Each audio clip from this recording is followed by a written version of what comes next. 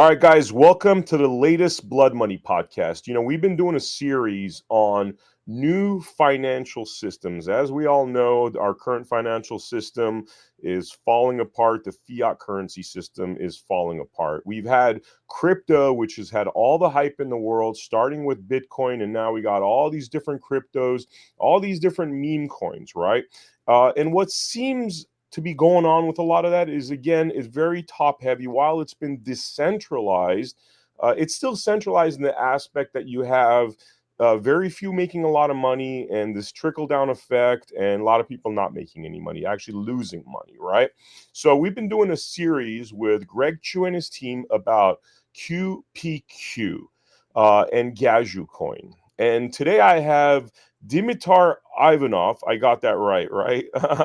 You did really well. It's Really well. And Ivanov, but you are a yeah, software engineer with yes, QPQ and Gaju coin, correct? yes, exactly.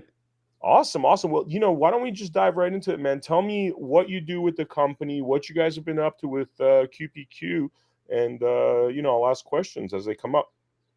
Yeah. Well, I'm involved in literally every part of the software that we're writing, and I don't know. Shall I tell you about myself? Because Yeah. I have First, tell us a little bit about your background, where you came from, and how you got involved in this crypto world, and obviously with Greg and QPQ.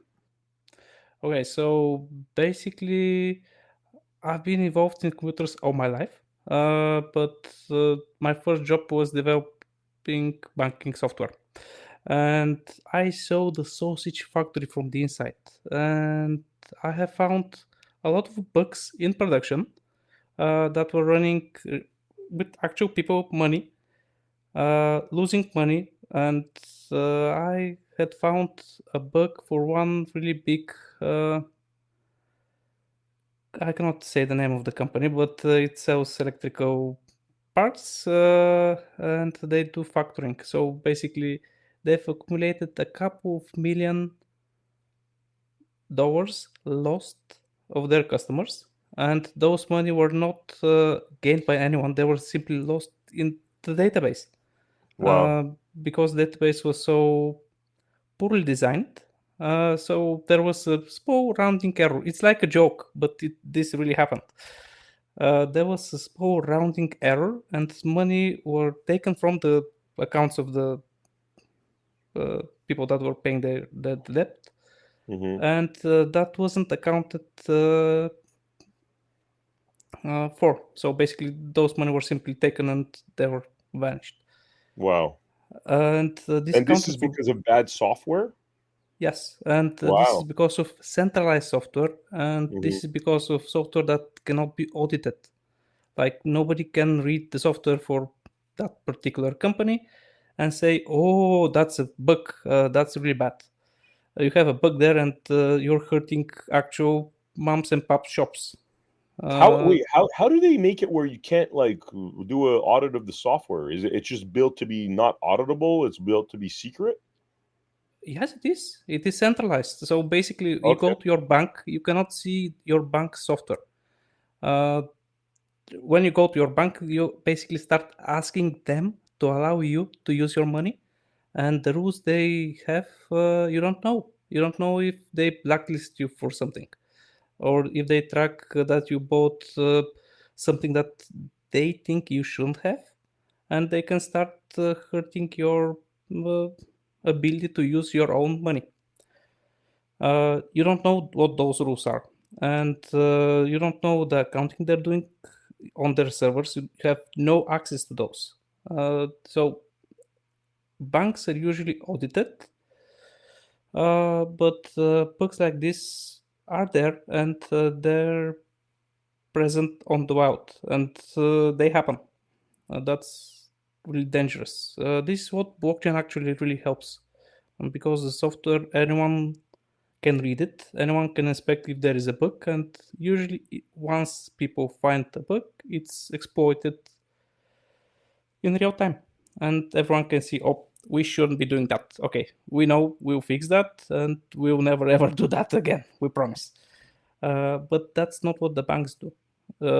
with this example with the bank, what happened is I escalated this to the highest management there, and they said, "Okay, now delete those emails that you sent us, and we'll never talk about this ever again. This never happened. Fix the Cover up, bug." mass cover up. Yes, yes, I mean, yes, isn't that exactly. illegal? I don't know. I don't I know. mean, it sounds Maybe like it they're is. asking you to break the law or something, man. That sounds like, yeah, but anyway. Yeah, I was in my early 20s. That was like a month before I quit there. Okay. Like I was completely repulsed by the whole because the company I was working for was one of the biggest brand names, Hmm. and I was like, okay, I'm not doing money anymore. Okay. I initially my goal was never to implement software for nuclear power plants and for anything related to health. So, like I don't want people to die because of me and my mistakes. But then I got repulsed by the whole economic system, and I started developing computer games. Computer games. Wow. Okay. Okay. And then, so computer games you're building. How do you get involved with QPQ? Uh, well, I had a scratch to scratch, and I had a lot of fun. And then I moved to blockchain. I worked for 7 years on a project called Eternity, and met great people there. I've met all the people in QPQ there, and at some point, the direction the project went was, oh, how do I say it? Appeared a lot like my former work at the banking software. So I decided that it's not moral for me to continue there, and Mm-hmm. we collected the brightest minds there and founded QPQ. Wow, wow. Okay, so one of the things I've been hearing, and it's obvious that you've gone through similar experiences. When I'm pitching people QPQ, because since I met Greg at CPAC, I've been sharing this idea, trying to help him build a following. Obviously, the people we hang out with are, the perfect marketplace. If we could convince them, there a lot of them, because of the sort of thing you're talking about, have said, "Oh, how do we know it's not a scam? How do we know that it's not just another crypto or meme coin where somebody's going to make a whole bunch of money and the thing's going to drop in price, or it's not going to be what's promised?" Tell me what makes. Obviously, you have a moral conscience. Obviously, you didn't like what the central banking systems were doing. What is it about QPQ, in your own words, that makes it special and credible? That's a really big subject, and I'm not sure if I can share all of it. Some of it is we have a lot of patents pending, so I'll walk on a thin razor here. So bear with me. Initially, when blockchain started, really, it's a product of a lot of minds developing and building one on top of the other for the past many years. It's long before Bitcoin started, but Bitcoin started around the banking crisis, and that was really what triggered the interest in Bitcoin, because people wanted to have decentralization, authority of their own money, and freedom, really, because we've lost that. So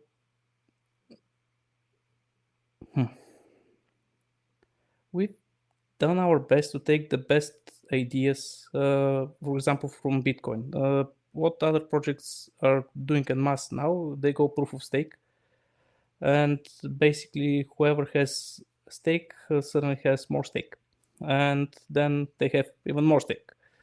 And this is not fair, in the sense that if you want to join the club of the ones that can stake, you have to buy a lot of coins to join. And then your only best interest would be not spending those, keeping those close to your heart, and not touching them ever, because otherwise you'll be losing potential gains in the future. Bitcoin is not like that. Bitcoin is proof of work. So whoever has a computer can start mining, spending electricity and computer CPU cycles in order to produce special magical hashes, which are just a proof that you spent some time with your hardware. And anyone with a computer can do that. This is much more democratic and free for anyone to join, to participate, and to earn, in our case, gadgets. This is how Bitcoin started on a single machine, then a couple of machines, and now it's boiling the oceans. Uh, we've taken a bit different approach, and while we're still proof of work, and we're still producing hashes essentially. Well, we are not really producing hashes, but we are looking for cycles in a graph, which is less CPU intensive and more memory intensive. And for that, it requires much less CPU power. And since memory is much more cheaply available than CPU, it's much easier to onboard people. You don't need special hardware. So that's our plan for democratizing the coin. Anyone with a computer can start mining and producing coins from themselves. And the value of that coin would be based on if you can actually use it for money. We want to use it for exchange of value, and we're building actual shops. So you can buy stuff for Bitcoin. And I had eaten a burger for Bitcoin. A friend of mine bought me a hamburger and said, "Okay, I pay that with Bitcoin now," and that's really cool. But that's exotic, and Bitcoin cannot possibly handle, like, it has 6-7 transactions per second and cannot handle the whole world buying hamburgers, right? But Gajumaru can, and it's a really good means for exchanging value. And we're building actual infrastructure to allow people to be selling services and goods just like they would for fiat, without having to ask their bank to allow them to buy whatever they want to buy. So the mining of it, Bitcoin supercomputers, it seems like you need to have a lot of money, kind of reserved for people that are able to get these supercomputers. But the way Gaju works is you could just be mining on an old laptop that you don't even use, and it's networked with computers worldwide, and that gives it the computing power based off of memory. Yes, exactly. And the more computers we have, the better security the network has. So, for example, I have a couple of laptops here with me, and they're lying and doing nothing, and they could be mining gadgets. And the hardware requirements are really not that high, and you can join with a really old machine that could still be viable in the network. I don't want to be a FOMO guy, fear of missing out. But while the network is small and the rewards are high, there is a high incentive for people to join mining pools. So basically, Bitcoin mines one block every 10 minutes. And we have a much more elastic approach to blocks, but rewards are distributed every 2 minutes. So every 2 minutes, we give one miner a reward, which means 720 miners are rewarded a day. But since we're expecting thousands and hundreds and thousands and millions of people to actually join the ecosystem soonish, those 720 blocks a day is not enough to reward everyone. So instead, we're building mining pools. So instead of you mining for yourself and having to persist the whole database and everything, you simply install one small program and take care just for that, not for the whole blockchain node that you would otherwise have to run. And you're doing your best to mine during that time. And while you're mining, you're sending your results not to the blockchain, but to a mining pool, which distributes puzzles to be solved to different miners, and they're mining like a consortium of miners. And once any one of them finds a solution to the blockchain puzzle and essentially produce a new block, then everyone splits the price, split the reward. So even if you have an old machine, you still can be contributing to a pool and reaping rewards from that. Wow, wow. I mean, would it be accurate to describe that Bitcoin, when it was released, I believe 2009, was imperfect, and this is sort of Bitcoin perfected in a way? Is that accurate? Well, Bitcoin was an amazing proof of concept. Mhm. Before that, there was proof of work as a concept, and it was used for spam prevention. But what Bitcoin did is it proved that people can be using electronic payments in a decentralized way. Being a proof of concept, it doesn't have a lot of things that we consider to be important at the moment. It doesn't have smart contracts. Its throughput is enough for proof of concept if you want to try something, but it doesn't scale by any means. So yes, Gajumaru is more close to Bitcoin than to any other blockchain, and it's Bitcoin improved. If it is perfect, there is a lot of work still to make it perfect. Wow. Okay, markets. Let's talk about markets. I thought it was a very interesting concept that part of this is you're building an ecosystem within which people could launch their own markets, their own stores, kind of like Shopify, but they're basically taking the Gaju that they are mining and they're able to buy and sell stuff and trade. So it's almost like a 360 concept with its own community, with its own universe. Could you tell us a little bit about that? Well, yes, the idea is that, for example, for me, we have a colleague in Japan, and he came up with the name Gajumaru. It's one really special tree. You can look it up later on. So for me to send him any fiat, I'll have to do a bank transfer that is going to take a handful of days, and the money from me to him to travel are going to stop at the different banks. I don't want to get in banking software again, but there is some risk involved, and there is pathfinding. So basically, my money goes from bank A to bank B to bank C to bank D. But if bank C and D decide that they're not working together, now this hop that was CD is not possible anymore. So I have to go to another route. And this how money actually get not lost but walked for quite some time. And this is really, really inconvenient. And furthermore, exchange rates and different types of fees are accumulated on the way, which is really, really inconvenient and inefficient.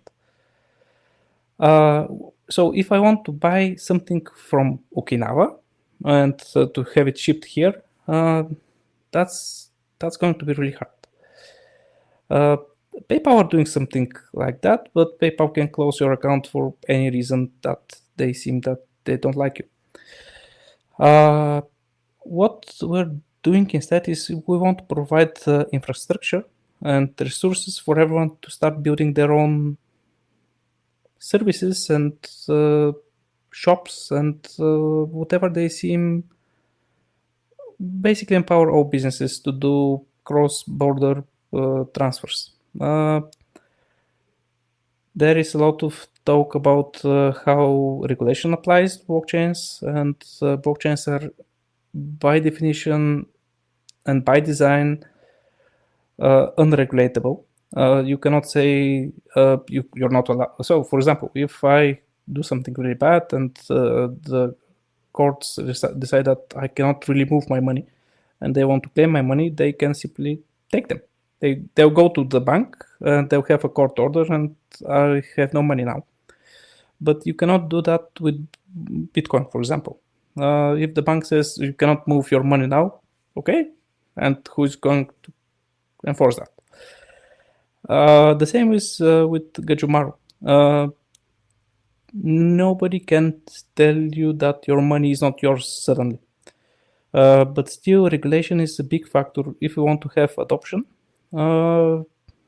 We need to play with the existing ecosystem. So we need to play with banks, we need to interact with tax authorities, And if it is an unregulated space, it can get dangerous really quickly.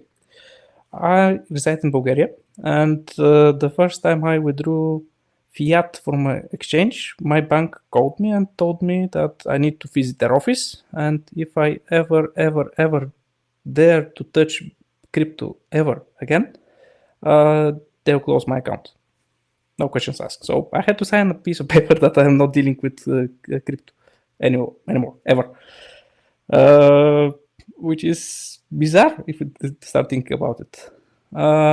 So what we're offering is a blockchain that has a regulated part and unregulated part.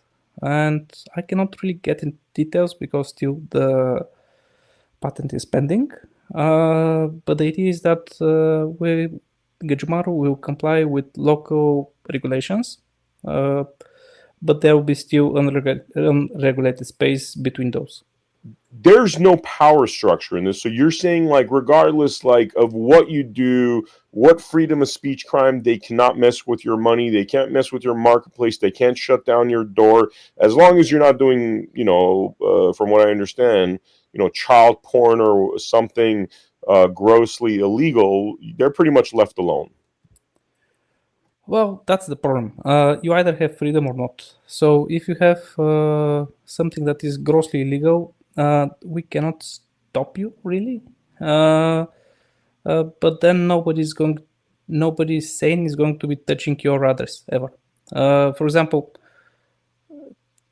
since everything on the blockchain is public, anyone can validate that indeed I have 5 coins or you have 3 or whatever. And if I have 5, I can always send you up to 5. It's my decision. But if I'm set to be doing something really bad and I'm essentially cancelled, you wouldn't like to do business with me. Even if I'm really, really bad and I don't want to get into bad stuff, but even if I'm really bad, nobody can walk my coins and take my coins. So this is a double-edged sword, so we can get cut by that as well. Got you. But it's either that or it's a slippery swap into control. So, I mean, it seems like, doing the morally right thing, not being tyrannical, not being, letting these criminals centralize back, that seems to have been something that was important to you. Do you feel like what you're working on right now with Gaju and QPQ, I mean, is this the perfect bullseye for you and where you stand as a human being? Yes. So I always wanted to develop computer games, and I was really happy doing that. But this is completely dwarfed by whatever we're doing in QPQ. Like, this is the most fulfilling thing. Well, except my kids.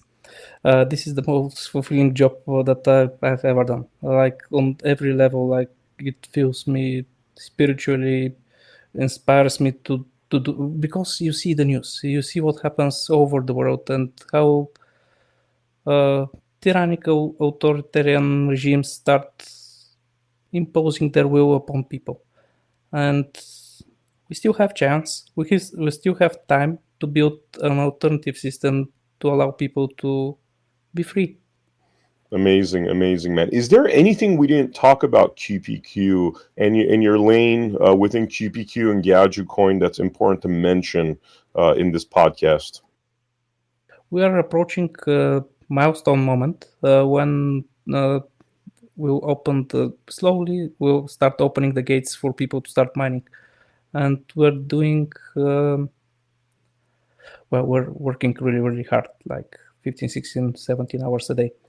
So if I'm not my primes, I'm sorry, but my head is a mess. Like, I've slept a couple of hours and for quite a long time. Working hard. I think now it's funny because the first time I did an interview with you guys was with Greg. It took about 3.5 hours. Now I get it. I think the people are going to get this. I think it's a brilliant idea. And I'm looking forward to seeing you guys become wildly successful. And as a result, the people become wildly successful, because this is sounds like it's like the first we the people concept, as opposed to we the elite or are we the very rich people type concept? Yeah, for me, it feels like discovering the printing press.